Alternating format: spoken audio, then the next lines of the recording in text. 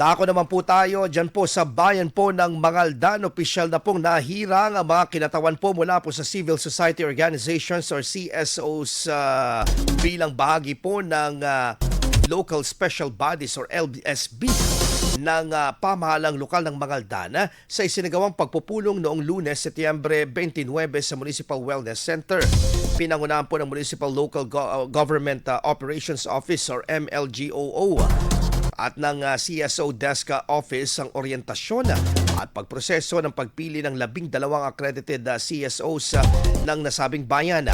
Kabilang sa mga pangunahing konseho ng LSB, ang Local Health Board at Local School Board na may malaking papel sa pagpapalakas ng mga programa sa kalusugan at edukasyon.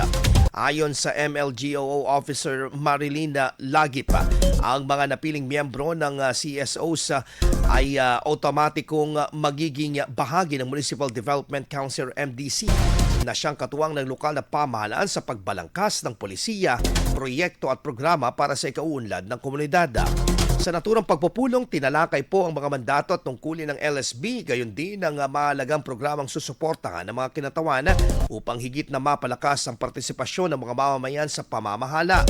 Binigyang din ng LGU Mangaldan na ang pagbuo ng local special bodies ay mahalagang hakbang upang mas maging inklusibo, transparent at epektibo ang pagpapatupad ng mga proyekto at serbisyong nakatuon sa pangangailangan ng bawat taga-Mangaldan. IFM News. IFM News. IFM News.